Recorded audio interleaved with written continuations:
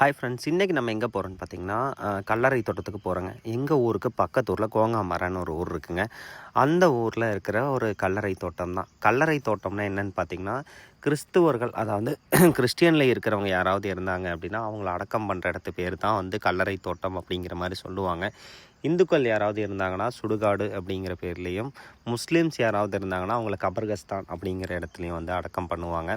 இப்போ நம்ம உள்ளே வந்து போய் பார்க்க போகிறோம். பார்த்திங்கன்னா இங்கே பார்த்திங்கன்னா கல்லறை தோட்டத்தில் வந்து இறந்தவங்களை அடக்கம் பண்ணிக்கிற இடத்துல சிலுவைகள் வந்து வச்சுருப்பாங்க.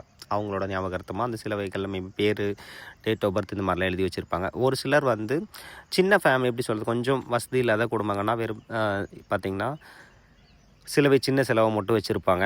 இப்போ பார்த்திங்கன்னா இந்த மாதிரி ஒரு பிளேஸ் இருக்குங்க. இங்கே வந்து பார்த்திங்கன்னா ஒரு வண்டியெல்லாம் வச்சுருக்காங்க. மேபி இதில் தான் வந்து அவங்கள கூட்டிகிட்டு வருவாங்க, இறந்தவங்கள எடுத்துகிட்டு வருவாங்களா அப்படிங்கிறது எனக்கு கரெக்டாக தெரியல. ஏன்னா டீட்டெயில்ஸ் நான் பார்த்தது கிடையாதுங்க.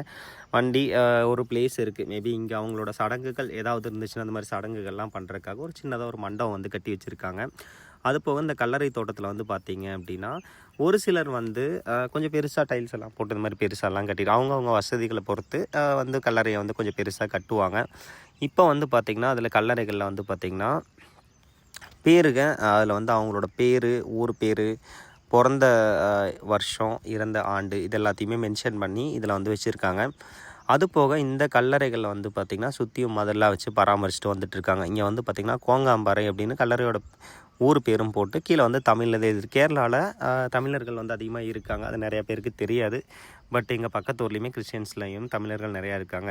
இங்கே வந்து பார்த்திங்கன்னா கல்லறை திருநாள் அப்படின்ட்டு நவம்பர் 2ஆம் கொண்டாடுவாங்க. அன்னைக்கு வந்து நிறைய மக்கள், அதாவது கிறிஸ்தவன் சேர்ந்த மக்கள் வந்து இந்த கல்லறைக்கு வந்து நினைவஞ்சலி செலுத்துவாங்க. வந்து பார்த்திங்கன்னா மெழுகுதிரியெல்லாம் ஏற்றி வச்சு அவங்க ரிலேட்டிவ் யாராவது இருந்திருந்தாங்கன்னா அவங்க கிட்டே போய் மெழுகுதிரி ஏற்றி வைக்கிறது. ஒரு சிலர் வந்து சூடம் கூட வந்து பருத்துறாங்க.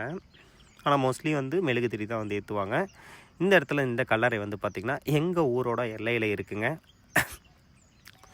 எங்கள் ஊரில் வந்து பார்த்திங்கன்னா அந்த கல்லறைக்கு நேராக கீழே தான் ஒரு வாய்க்கால், அதை தாண்டி தான் இருக்குது. மேபி கல்லறையை பற்றி மேபி நான் சொன்ன இன்ஃபர்மேஷன்ஸ் யூஸ்ஃபுல்லாக இருந்துச்சுன்னா கமெண்ட் பண்ணிட்டு உங்கள் ஃப்ரெண்ட்ஸுக்கு ஷேர் பண்ணுங்கள். மேபி இதில் ஏதாவது ஒரு மிஸ்டேக் ஏதாவது சொல்லியிருந்தேன், இந்த இன்ஃபர்மேஷன் விட்டுருந்துச்சு அப்படின்னா உங்களுக்கு தெரிஞ்சால் கமெண்ட் செக்ஷனில் வந்து சொல்லிக் கொடுங்க. ஏன்னா எல்லாமே தெரிஞ்சு வச்சுக்கணும். சின்ன வயசில் கல்லறையை பார்த்தா எனக்கு பயமாக இருக்கும். ஃபஸ்ட் டைம் எல்லாருக்கும், எனக்கு மட்டும் இல்லை எல்லாருக்குமே பார்த்தா பயமாக இருக்கும். பட் ஆனால் அது எல்லாமே இறந்தவங்களில் அடக்கம் பண்ண ஒரு இடம் தான்.